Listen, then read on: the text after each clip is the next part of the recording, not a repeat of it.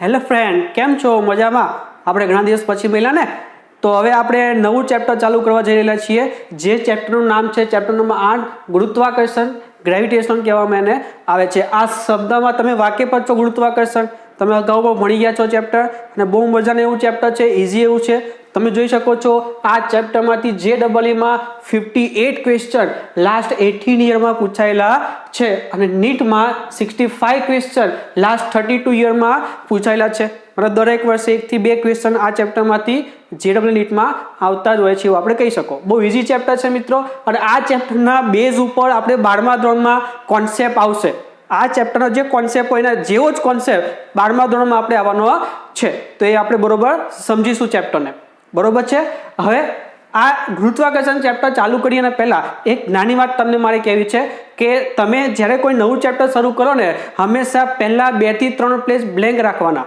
એનું કારણ તમને કહું કે એ ચેપ્ટરમાં જે કોન્સેપ્ટ આવતા હોય, જે સૂત્ર આવતા હોય, અને જે વસ્તુ તમને જાણવા મળતી હોય નવી નવી, એ બધી જ વસ્તુ એ બ્લેન્ક પેજમાં લખવાની પ્રેક્ટિસ રાખવાની, જેથી જ્યારે પણ તમારે ચેપ્ટર ક્વિક રિવિઝન કરવું હોય તો તમે આરામથી એ પેજ જોઈને કરી શકો, જે દરેક આખા ચેપ્ટરના દરેક કોન્સેપ્ટ તમને આવડી જાય. એટલે આવું પ્રેક્ટિસમાં રાખવાની. તો આ ચેપ્ટરમાં પણ ગુરુત્વાકર્ષણ ચેપ્ટર શરૂ થાય એટલે પહેલા 2 થી 3 પેજ તમારે બ્લેન્ક રાખવાના, અને પછી લખવાનું શરૂ કરવાનું, અને પછી આમાં જે સૂત્ર જે કોન્સેપ્ટ આવતા હોય એ તમારે એમાં લખતા જવાના. તો આપણે ચેપ્ટર શરૂ કરીએ. પહેલા બેઝિક કોન્સેપ્ટ શબ્દ આપણે જોઈએ કે ગુરુત્વાકર્ષણની આપણે કેવી રીતે આગળ વધીએ છીએ. તો દરેક પદાર્થ પૃથ્વી તરફ ગુરુત્વાકર્ષણ બળ વડે આકર્ષાતા હોય છે, તમને ખબર જ છે. દાખલા તરીકે તમે કોઈ પણ વસ્તુ ઉપર ફેંકો, તો કે મેં ઉપર ફેંકી તો નીચે જ આવે છે, તો કંઈક ઉપર તરફ ફેંકીએ તો પૃથ્વી તરફ એ પાછું ફરે છે, કારણ કે પાછું આવવાનું કારણ શું છે? આ બળ. બરોબર, ભણશું આપણે. પછી બીજું એક્ઝામ્પલ છે, ઊંચે રહેલા વાદળોમાંથી વર્ષા બિંદુઓ પૃથ્વી તરફ જ પડે છે, નીચે જ આવે છે, એ પણ આ જ બંને હિસાબે થાય છે. અને આવા ઘણા બધા આપણી પાસે એક્ઝામ્પલ છે, અને આવી ઘણી બધી ઘટનાઓ છે. હવે આ તો વાત થઈ કોઈ પદાર્થની વાત કરીએ, કોઈ બિંદુની વાત કરીએ. હવે આવું જ બળ ગ્રહો વચ્ચે પણ લાગતું હોય, સૂર્ય, પૃથ્વી, ચંદ્ર, પૃથ્વી, ઘણા ગ્રહો વચ્ચે આ લાગતું હોય છે. આ ચેપ્ટરમાં આપણે આગળ જશું એમ જોશું એમાં. તો આવા ગ્રહોની ગતિ માટે સૌથી પહેલું મોડલ 2000 વર્ષ પહેલા ટોલેમીએ રજૂ કરેલું, એ મોડલનું નામ છે પૃથ્વીય કેન્દ્રીય મોડલ. હવે આ શબ્દ જ કે છે પૃથ્વીય કેન્દ્રીય મોડલ, મતલબ 2000 વર્ષ પહેલા આ વૈજ્ઞાનિક એવું કીધું કે સેન્ટરમાં પૃથ્વી હોય છે, જ્યાં બીજા બધા ગ્રહો, ચંદ્ર, સૂર્ય, બધા જ ગ્રહો એ પૃથ્વીની આજુબાજુ ફરતા હોય, કેન્દ્રમાં પૃથ્વી હોય છે, માટે એને પૃથ્વીય કેન્દ્રીયવાદ એવું એને નામ આપેલું હતું. પરંતુ આ જે શોધ થઈ, આ વાત થઈ, એના પછી ધીમે ધીમે નવી શોધ થઈ, અને શ્રી આર્યભટ્ટે એવું કીધું કે પૃથ્વી કેન્દ્રીય સ્થાન ઉપર નથી હોતો, પણ સૂર્ય હોય છે. એટલે એને સૂર્ય કેન્દ્રીય મોડલ રજૂ કર્યું, જેમાં સૂર્ય કેન્દ્રમાં હોય અને આજુબાજુ બીજા ગ્રહો ફરતા હોય છે. મોડેલમાં સૂર્ય કેન્દ્રમાં છે અને બધા ગ્રહો સૂર્યની આસપાસ ભ્રમણ કરે છે. અને એવું જ મોડેલ બીજું સૂર્ય કેન્દ્રીય વાળું જ 1000 વર્ષ બાદ, એના 1000 વર્ષ બાદ આ નિકોલસ કોપરનિકસ છે, એને પણ આવું જ બેઠું મોડેલ રજૂ કર્યું, જેમાં સૂર્ય કેન્દ્રમાં સ્થિર હોય, જ્યારે ગ્રહો વર્તુળોમાં ગતિ કરતા હોય છે, જેનું ગેલિલિયોએ સમર્થન કરેલું હતું. એટલે આ મોડેલ જે આ કોપરનિકસે શોધ્યું એનું ગેલિલિયોએ સમર્થન કર્યું. એટલે પહેલા આ વૈજ્ઞાનિકે પૃથ્વી કેન્દ્રમાં એવું કીધું, પછી બીજા વૈજ્ઞાનિકે અમુક વર્ષો પછી એવું કીધું કે ના, સૂર્ય કેન્દ્રમાં હોય છે, અને ઘણા બધા વૈજ્ઞાનિકો એનું સમર્થન પણ કર્યું. પછી જ્હોન કેપ્લર, બરોબર, જ્હોન કેપ્લર એ ગ્રહોની ગતિ અંગેના 3 નિયમો આપ્યા, જે આપણે આ ચેપ્ટરમાં ભણવાના છે.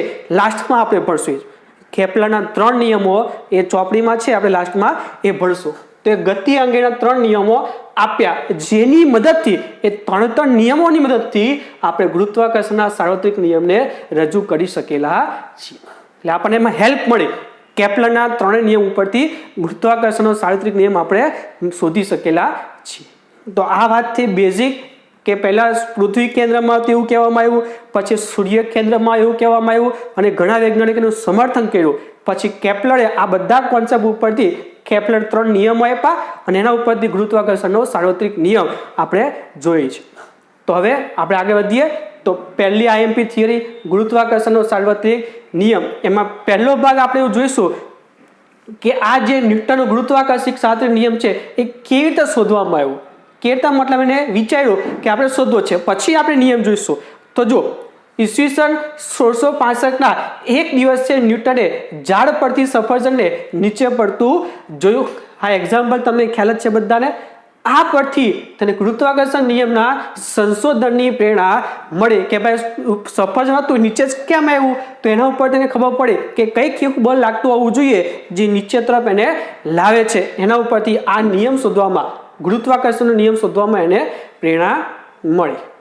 ન્યૂટનનો તર્ક એવો હતો કે આર્યન ત્રિજ્યાની કક્ષામાં ભ્રમણ કરતા ચંદ્ર પર પૃથ્વીના ગુરુત્વને કારણે કેન્દ્રગામી પ્રવેગ હોય છે. આ ખાસ જોજો, ધારો કે પૃથ્વી સેન્ટરમાં છે અને આની આજુબાજુ ચંદ્ર પરિભ્રમણ કરે છે આર્યન ત્રિજ્યાથી, બરોબર. પૃથ્વીનો પણ ગ્રહ એની આજુબાજુ પરિભ્રમણ કરતો હોય તો પૃથ્વીની આજુબાજુ આર્યન ત્રિજ્યાની કક્ષામાં એક ચંદ્ર વર્તુળાકાર ગતિ કરે છે. અને આપણે વર્તુળાકાર ગતિમાં ભણી ગયા છીએ કે જ્યારે પણ કોઈ પદાર્થ વર્તુળાકાર ગતિ કરતો હોય એટલે એના ઉપર એક બળ લાગે, કયું?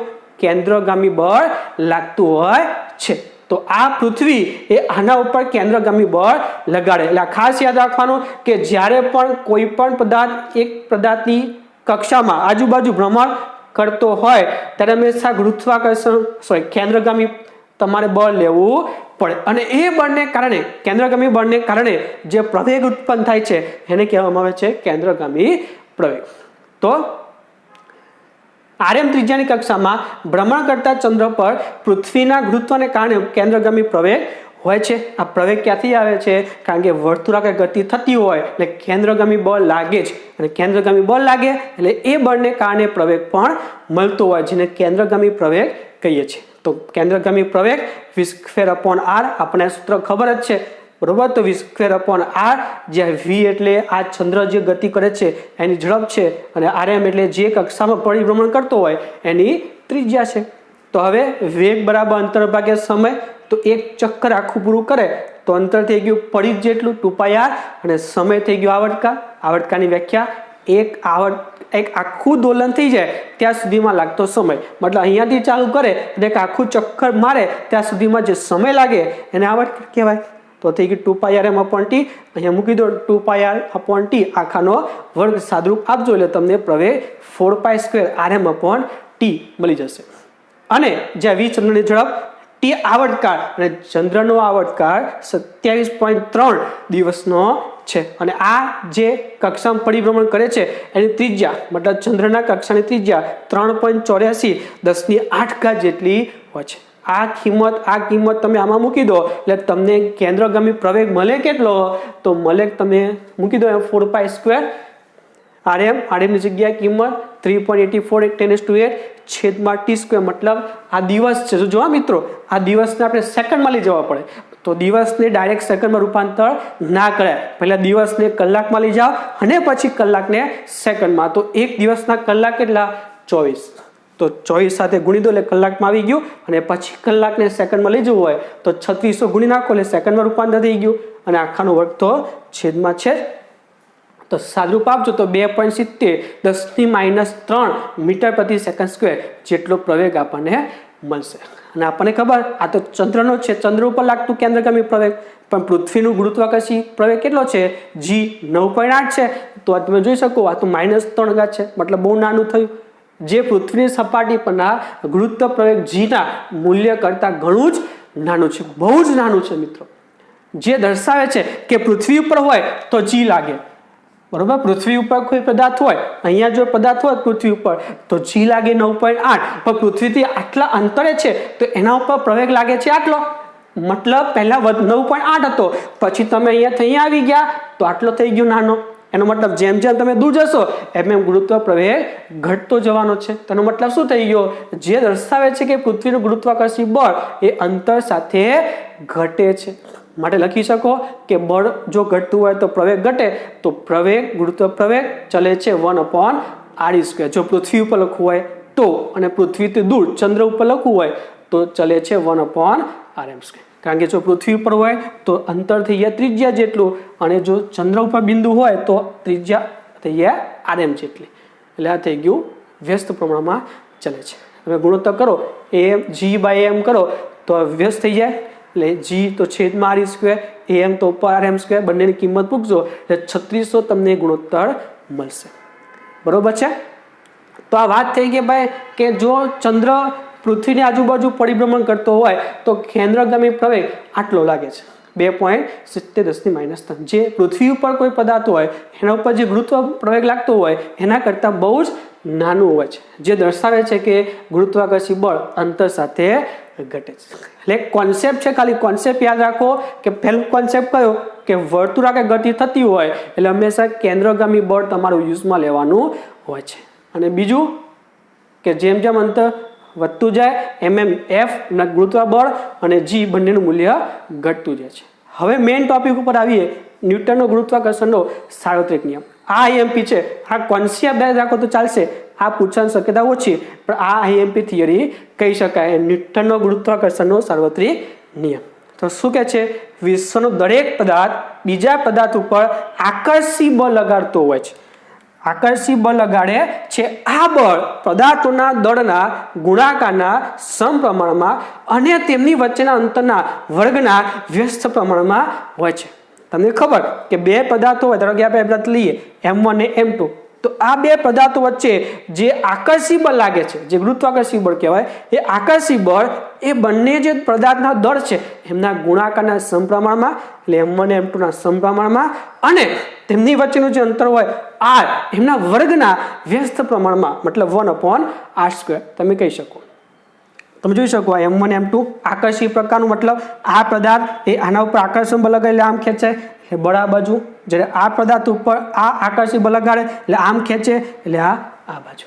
એટલે હંમેશા ગુરુત્વાકર્ષી બળની દિશા આમ જ યાદ રાખવાની, આકર્ષી બળ છે. ધારો કે હું બીજા ઉપર લગાડતો હોય તો એનું મારા તરફ ખેંચું તો દિશા આ બાજુ રાખવાની. ધારો કે આ પદાર્થ છે આમ બળ લગાડે છે ગુરુત્વાકર્ષી આકર્ષી, તેની દિશા આ બાજુ, મતલબ જે બળ લગાડતું હોય એની બાજુ દિશા રાખવાની. આ બળ લગાડે છે તેની દિશા આ બાજુ હશે, અને જો આ બળ લગાડતું હોય તો એની દિશા આ બાજુ. બરોબર, એટલે આકર્ષી પ્રકારનું છે, ખાસ યાદ રાખવાનું છે. આ નિયમ થઈ ગયો પહેલો પોઈન્ટ. આ અવતરણ મતલબ જે નિયમ છે એ ન્યૂટનના પ્રખ્યાત ગ્રંથ mathematical principles of natural philosophy ને ટૂંકમાં કહેવામાં આવે છે પ્રિન્સિપિયા માંથી મળેલો છે.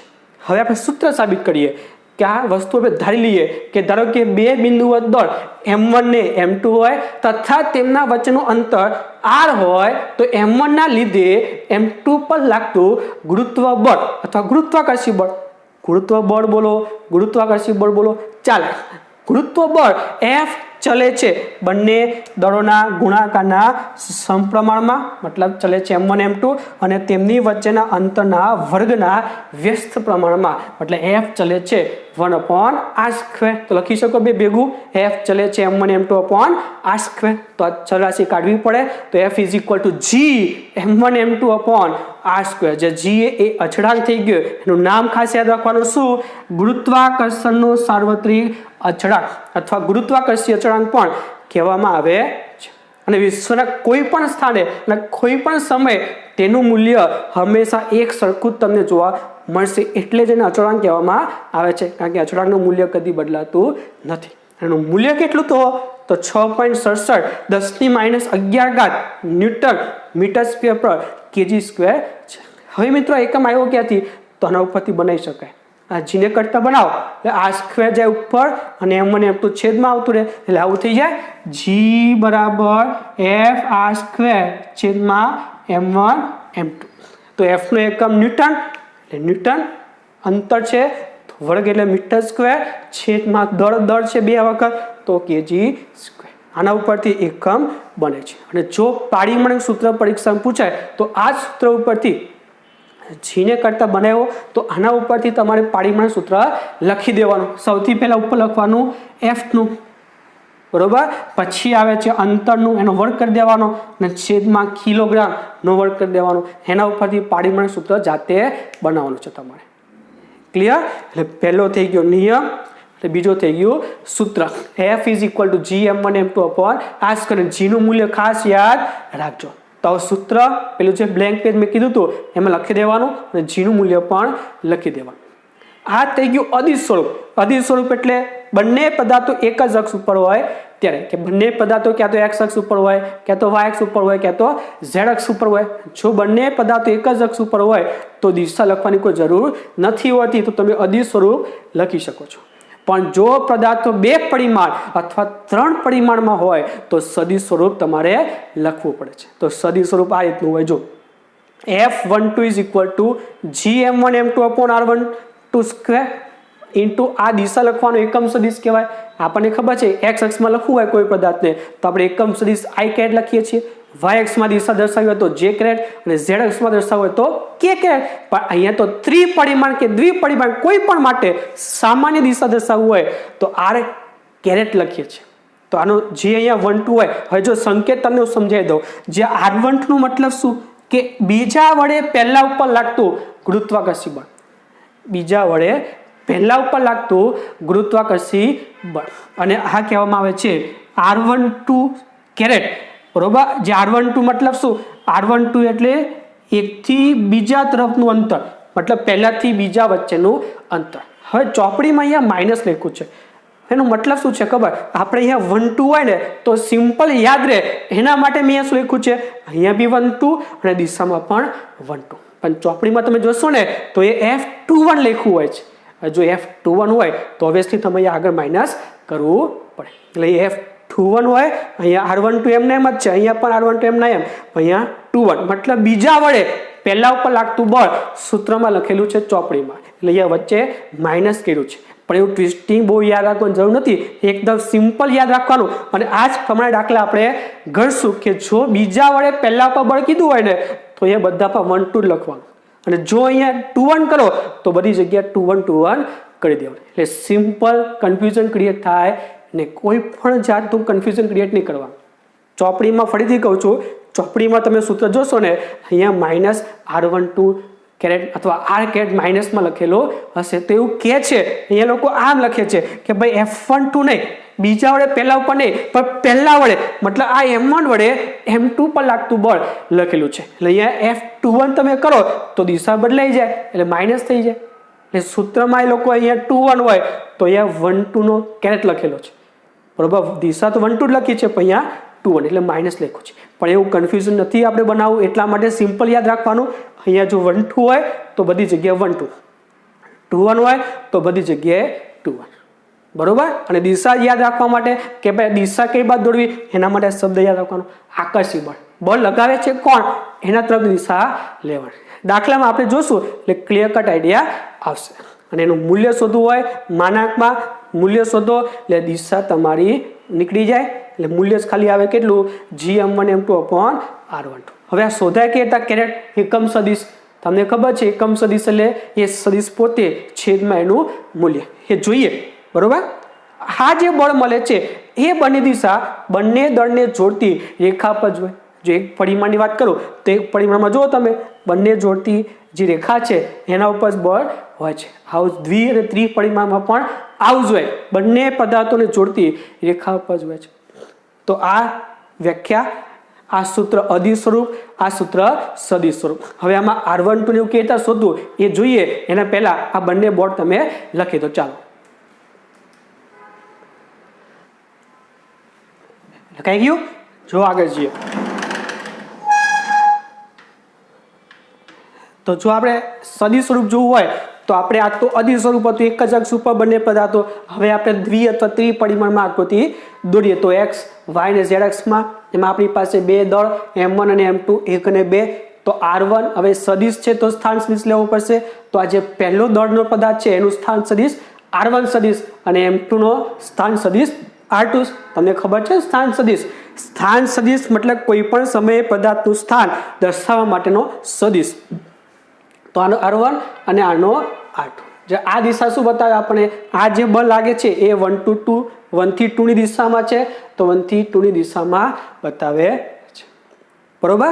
તો હવે જો તમે અહીંયા તો અહીંયા આપણે F12 બરાબર GM1 M2 upon R12 square into R12 caret આકૃતિમાં M1 M2 કણના ત્રિપરિમાણિક કાર્ટેશિયન પદ્ધતિમાં સ્થાન સદિશ R1 R2 આપણે લીધા.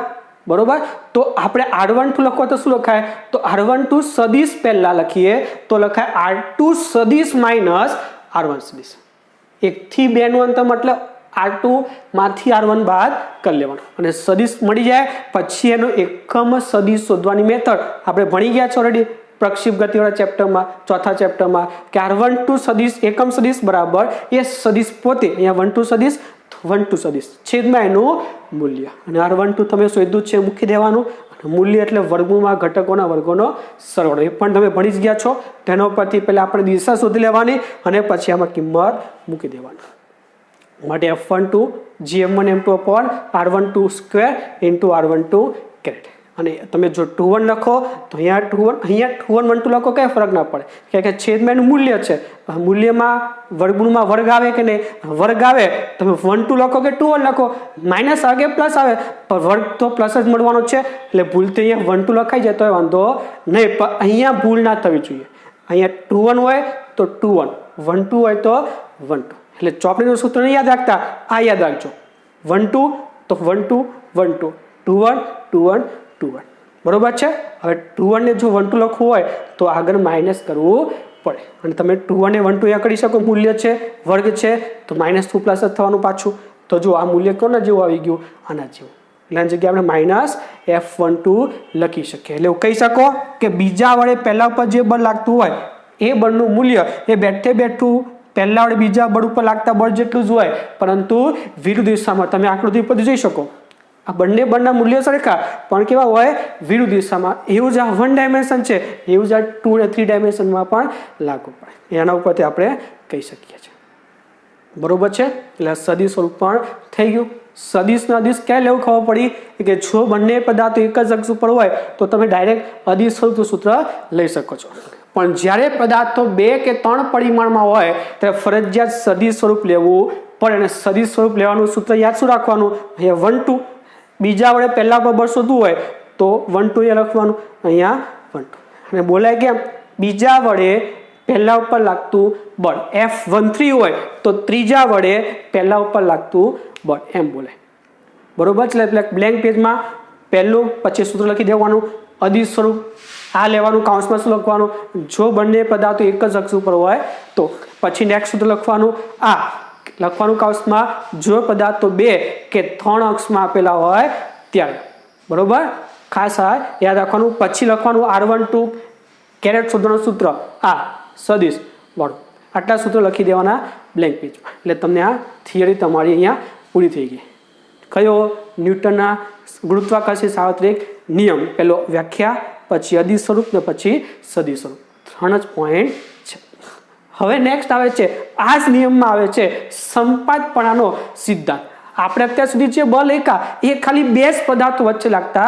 જોયા પણ ધારો કે આપણી પાસે 2 નહીં 2 કરતાં વધુ કણો હોય તો 2 કરતાં વધુ પાર્ટિકલ હોય તો જેમના દળ M1 M2 M3 એવા હોય તો અને કોઈ એક જ કણ ઉપર પાર્ટિકલ ઉપર લાગતું ગુરુત્વાકર્ષણ બળ શોધવું હોય તેના માટે આ નિયમ લેવો પડે ખાસ યાદ રાખજો આ નિયમ જે સૂત્રવાળો છે એ માત્ર 2 પદાર્થો વચ્ચે હોય છે તો આ નિયમમાં શું કહે છે જો કોઈ એક કણ પર ઘણા બધા કણોના કારણે લાગતું ગુરુત્વાકર્ષણ બળ એ દરેક કણના કારણે લાગતા ગુરુત્વાકર્ષણ બળના સદિશ સરવાળા જેટલું હોય છે જો સમજીએ ધારો કે આપણી પાસે આ 1 આ 2 આ 3 ને 4 પાર્ટિકલ છે અને આપણે એવું કહેવામાં આવે છે કે ભાઈ પહેલા પાર્ટિકલ ઉપર લાગતું બળ શોધો તો આ પાર્ટિકલ ઉપર કેટલા બળ લાગે એક તો હૈડો આના ઉપર બળ લગાડે બીજો હૈડો આના ઉપર બળ લગાડે અને ત્રીજો હૈડો આના ઉપર બળ લગાડે તો આના ઉપર જેટલા બી બળ લાગતા હોય એ બળ શોધવું તમારું હોય તો શું કરવાનું દરેક ઇન્ડિવિજ્યુઅલ જે બળ લગાડે છે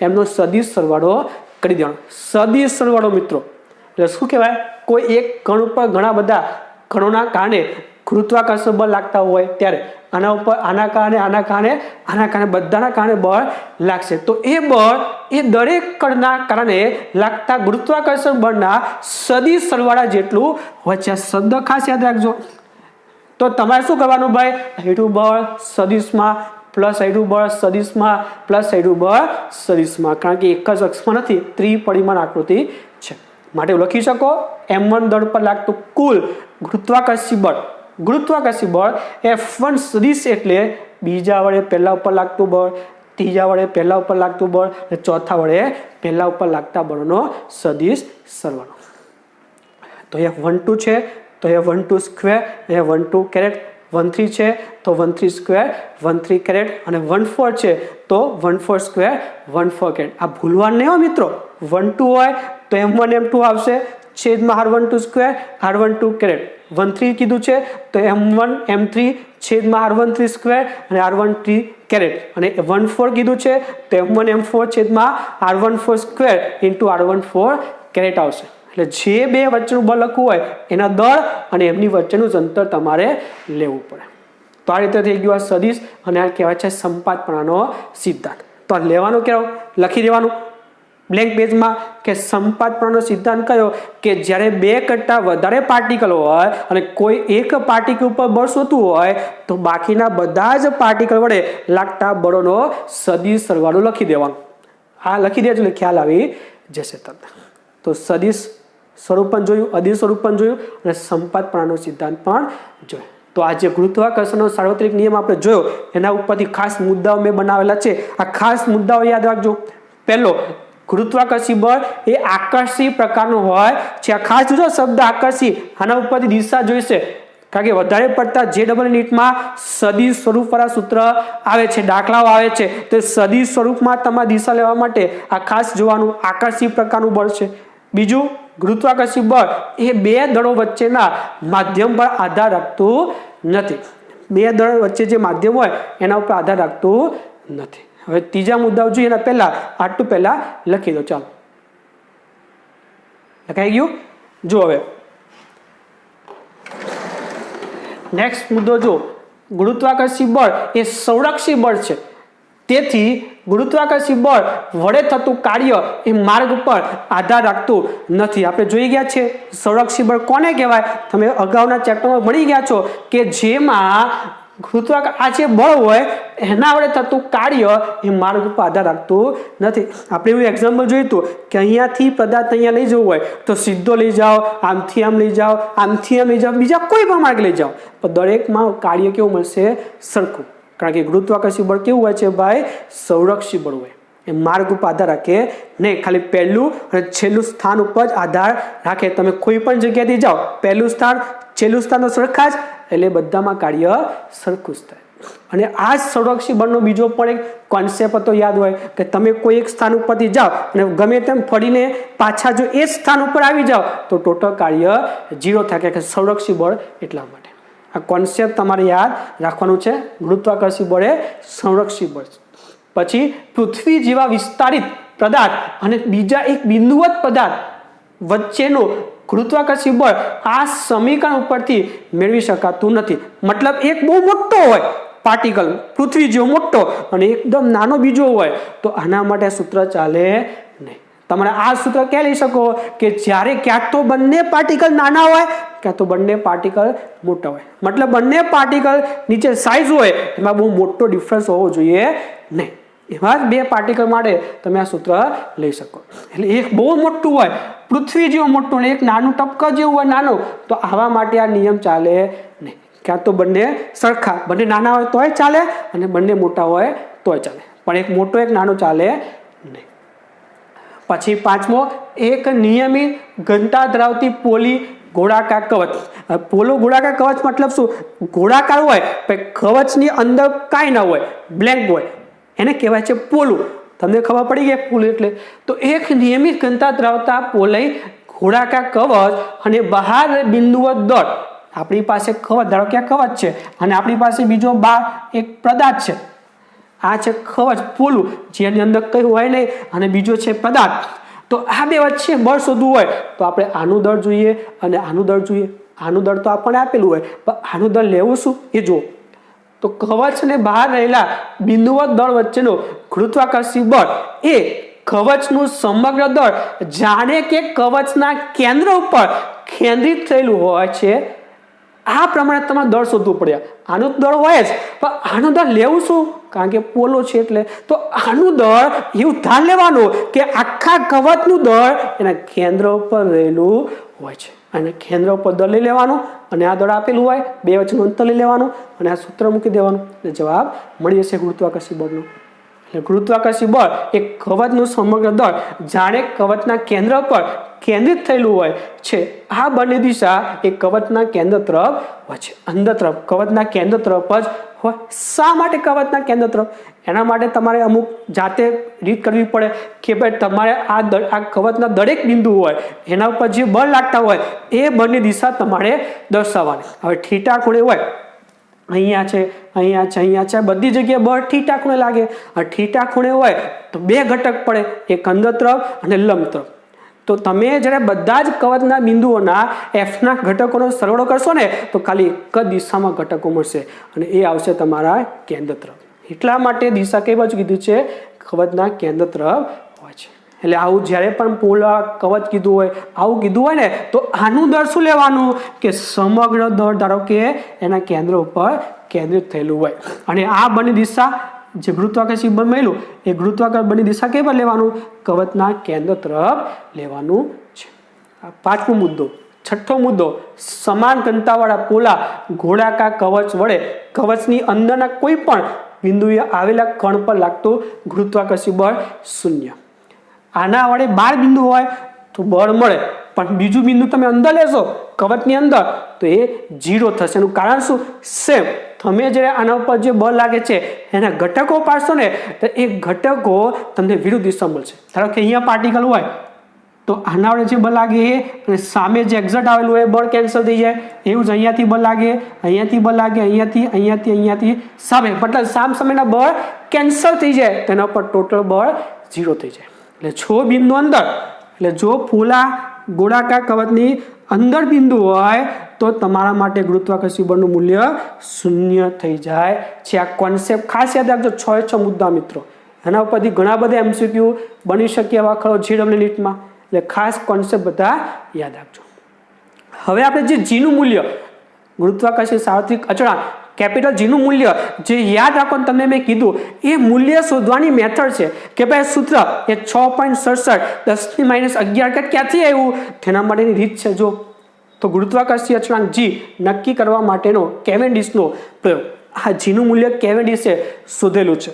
તેના માટે આવો કંઈક પ્રયોગ છે. જો આ રીતે આધાર હોય, એના પર દોરી હોય, એની સાથે સળિયો AB લટકાવેલો હોય.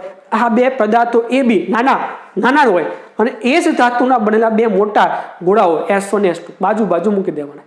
હવે આ બંને વચ્ચે કંઈક બળ લાગશે. આમ સળિયો હોય, અહીંયા તમે પદાર્થ મૂકો, આ નાનો અને મોટો એટલે બળ લાગે, એટલે એનો સળિયો આમ જાય અને આ નાનો અહીંયા બીજો મોટો એ બળ લગાડે એટલે આ સળિયો આમ ખસશે. બરોબર? જોઈએ કેવા થાય. તો એક સ્થિર આધાર પરથી ધાતુના પાતળા તાર વડે લટકાવેલ લાંબા સળિયાના બે છેડે શીશાના નાના સમાન ગોળાઓ A અને B લટકાવેલા છે. આ તાર છે અને આ સળિયો અને એ સળિયાના બે છેડા મતલબ AB આગળ બે શીશાના બનેલા નાના ગોળાઓ લટકાવેલા છે. અને S1 S2 એ જ ધાતુના મોટા ગોળાઓ અને શીશાના બીજા બે મોટા સમાન ગોળા નાના ગોળાઓની નજીક પણ વિરુદ્ધ બાજુએ સમાન અંતરે લટકાવેલા છે. મતલબ એક અહીંયા હોય તો એકની આ બાજુ S2 હોય તો એકની આ બાજુ S1 હોવો જોઈએ. અને સમાન અંતરે મતલબ આ બંને અંતર કેવા હોવા જોઈએ? સરખા. અને આ બંને ગોળાઓ પણ સરખા હોવા જોઈએ. આ બે અને આ બે. આ રીતની ગોઠવણી થઈ ગઈ. હવે મોટા ગોળા વડે નાના ગોળા પર લાગતા ગુરુત્વાકર્ષી બળો સમાન મૂલ્યના અને વિરુદ્ધ દિશામાં હોય છે. ખબર પડી? આ છે આ સળિયાને આમ ખેંચશે, આ છે સળિયાને આમ, તો એક બળ આમ લાગે અને એક બળ આમ લાગે, તો એક આમ એક આમ. હવે રેખીય બળ તમે જો તો આ બાજુ ઉપર નીચે શકે, આ બાજુ ઉપર નીચે શકે સળિયો, કારણ કે એક બળ આમ ખેંચશે ને એક બળ આમ, એટલે સળિયો સ્થિર રહેવાનો. પરંતુ આપણે ચાક ગતિ ભણી ગયા કે જો એક રેખસ્થ બળ ના હોય, એક અહીંયા બળ એક અહીંયા બળ, એક રેખસ્થ નથી તો ટોર્ક ઉદ્ભવવાનું છે. બળયુગમાં યાદ છે. તો એ જ પ્રમાણે મોટા ગોળા વડે નાના ગોળા પર લાગતા ગુરુત્વાકર્ષી બળો સમાન મૂલ્યના અને વિરુદ્ધ દિશામાં હોય છે. એ રેખીય બળ 0 થઈ ગયું કુલ F નેટ. પરંતુ એક રેખસ્થ નથી, એક રેખસ્થ ના હોય તેના ઉપર શું થાય? ટોર્ક રચાય છે. યાદ છે ને? ચાક ગતિમાં બે પ્રકારના સંતુલન, એક રેખીય અને ચાક ગતિય. રેખીય સંતુલન મતલબ શું? એ સળિયો આમ તેમ ના જઈ શકે, રેખીય ગતિ ના કરતો હોય તો રેખીય સંતુલનમાં. અને બીજો આવે છે ચાક ગતિ, આમ તો આ બાજુ આમ ખસતું નથી, કારણ કે આ બળ અને આ બંને બળ સરખા છે, એટલે સળિયો આમ પણ ના જઈ શકે, આમ પણ, એટલે રેખીય સંતુલનમાં છે. પરંતુ આ બંને જે બળ છે એ એક રેખા ઉપર નથી, એક આ રેખા ઉપર, એક આમ રેખા ઉપર. તો બંનેના કારણે શું થશે? ટોર્ક ગતિ થશે. તો ટોર્ક રચાય છે, અને ટોર્ક રચાય એટલે આ સળિયો આમ ફરવાનો. હવે સળિયો આમ ફરે એટલે આ જે તાર હોય એ તાર પણ આમ ફરવાનો, એટલે એમાં વળ ચડે, આંટા ઉત્પન્ન થશે, જેથી ટોર્ક રચાશે. પરિણામે સળિયો OM અક્ષને અનુલક્ષીને ભ્રમણ કરે. OM એટલે આમ ફરશે, બરોબર? અક્ષ કઈ એની OM. આ રીતે ચાક ગતિ કરશે અને OM અક્ષને અનુલક્ષીને ભ્રમણ કરે. ભ્રમણ કરે એટલે તારમાં શું ઉત્પન્ન થાય? વળ. આંટા ચડે ને, વળ ચડે. તમે અનુભવ કરજો, દોરીમાં તમે આવું કર્યું હશે, દોરીમાં તમે પદાર્થ બાંધીને આમ ફેરવજો, પછી મૂકી દેજો, તો ઓટોમેટિક દોરી એને પાછી તરફ લાવશે. એવું બેઠે બેઠું તારમાં ઉદ્ભવે કે તારમાં ટોર્કના કારણે આમ પડશે અને પછી એક સ્થાન પર પાછું પણ આવશે. એને કહેવાય છે પુનઃસ્થાપક ટોર્ક. જે પાછું દિવસમાં આવે એને કહેવાય પુનઃસ્થાપક ટોર્ક. અને જ્યારે પણ વળ ચડે, દોરી તાર ગમે તેમાં, જો વળ ચડ્યા એનો મતલબ પુનઃસ્થાપક ટોર્ક લાગશે. તો OM અક્ષને અનુલક્ષીને ભ્રમણ કરે, તેથી તારમાં વળ ચડે છે અને તારમાં પુનઃસ્થાપક ટોર્ક પણ ઉત્પન્ન થવાનું. એટલે એક ટોર્ક એને આમ ફેરવશે અને બીજું ટોર્ક પુનઃસ્થાપક ટોર્ક એને પાછું લાવવાની કોશિશ કરે. અને જ્યારે આ પદાર્થ, આ સળિયો સ્થિર થઈ ગયો, એનો મતલબ આ બાજુનું ટોર્ક અને આ બાજુનું ટોર્ક બંને કેવા થઈ ગયા? સરખા થઈ ગયા. તો સંતુલન સ્થિતિમાં આ વળ ચડાવવા જરૂરી ટોર્ક, મતલબ આ શીશુ જે ખેંચે એનાથી જે ટોર્ક લાગે એ, અને પુનઃસ્થાપક ટોર્ક કેવા થઈ ગયા? સરખા થઈ ગયા. હવે આ બંને ટોર્ક શોધવા માટે અમુક ધારણા કરી લઈએ આપણે કે ભાઈ AS1 અને BS2 છે એ બંનેનું અંતર સરખું, સળિયાની લંબાઈ L. માટે A અને B પર રહેલા ગોળા ઉપર લાગતું ટોર્ક જે શીશા વડે લાગે છે એ, બરોબર? ટોર્ક કેટલું? તો બળ ગુણ્યા લંબ અંતર, બે બળ વચ્ચેનું, તો બે બળ વચ્ચેનું અંતર L, અને બળ ગુરુત્વાકર્ષી બળ લાગશે એટલે GMM upon r સ્ક્વેર અંતર છે D into L. અને પુનઃસ્થાપક ટોર્ક લાગે કેટલું ભાઈ? તો જેટલું વળ વધારે એટલું પાછું વધારે જોરથી આવે, જેટલું વળ ઓછું એટલું ઓછું સ્પીડમાં આવે. એનો મતલબ વળ ઉપર આધાર રાખે. તો ટોર્ક ચલે છે વળ મતલબ એંગલ થીટા, તો ટાઉ ડેશ ચલે છે થીટા, અને ચલ રાશિ કાઢવી હોય તો એક અચળાંક મૂકવો પડે કે જેને કહેવાય છે વળ અચળાંક. અને શું કહેવાય? વળ અચળાંક. તો થીટા જેટલો હોય એટલો પુનઃસ્થાપક ટોર્ક લાગે. તો પુનઃસ્થાપક torque tau dash is equal to k into theta. કારણ કે ટાઉ ડેશ ચલે છે થીટા હોય તો સમપ્રમાણતાનો અચળાંક કે. તો બંને ટોર્ક સરખા રાખો આ સંતુલન સ્થિતિ માટે. તો સંતુલન સ્થિતિમાં બંને ટોર્ક સરખા પરથી જીને કરતા બનાવો. અને બધી જ કિંમત કેની, થીટાની, ડીની, ML બધી જ કિંમત તમે મૂકી દો તો તમને જીની કિંમત 6.67 10⁻11 ન્યૂટન મીટર સ્ક્વેર પર kg સ્ક્વેર જેટલો મળે છે. આનો ઉપયોગ નથી આવતો એટલો બધો, બરોબર? એટલે મૂલ્ય ખાસ યાદ રાખવાનું. પરીક્ષામાં આપેલું પણ હોય, ન પણ આપેલું હોય તો મૂલ્ય, ગુરુત્વાકર્ષીય અચળાંકનું મૂલ્ય તમારે ખાસ યાદ રાખવાનું છે. એટલે આવો પ્રયોગ કરવામાં આવેલો છે કેવેન્ડિશ નામના વૈજ્ઞાનિકે, જેમાં સિમ્પલ તાર, લોખંડનો સળિયો, એક શીશુ નાના બે ગોળા અને બીજા શીશાના મોટા ગોળા વિરુદ્ધ દિશામાં. તો આકર્ષી બળના કારણે આમ ટોર્ક લાગશે. ટોર્ક લાગે એટલે આમાં વળ ચડે, તારમાં વળ ચડે એટલે પુનઃસ્થાપક ટોર્ક લાગે, અને સંતુલન બંને ટોર્ક સરખે દેવાના. એક ટોર્ક એટલે કયું? તો બળના કારણે જે લાગ્યું એ, અને બીજું ટોર્ક પુનઃસ્થાપક લાગે ક્યારથી? જેટલું ટ્વિસ્ટિંગ તાર થાય થીટા જેટલો મળે એટલું જ પાછું આવવાનું છે, મતલબ થીટાના સમપ્રમાણમાં હોય પુનઃસ્થાપક ટોર્ક. આ પણ યાદ રાખવું. પછી બંને ટોર્ક સરખાને જીને કરતા બનાવી દો એટલે તમને જવાબ મળી જશે. એટલે પહેલો પોઈન્ટ આકૃતિ, બીજા પોઈન્ટમાં જે બળના કારણે ટોર્ક લાગે એ, અને ત્રીજામાં પુનઃસ્થાપક ટોર્ક સમજાવીને બંને ટોર્ક સરખાઈ દેવાના અને સૂત્ર મેળવી લેવાનું. બરોબર છે? હવે તમે આ લખી દો. ચાલો.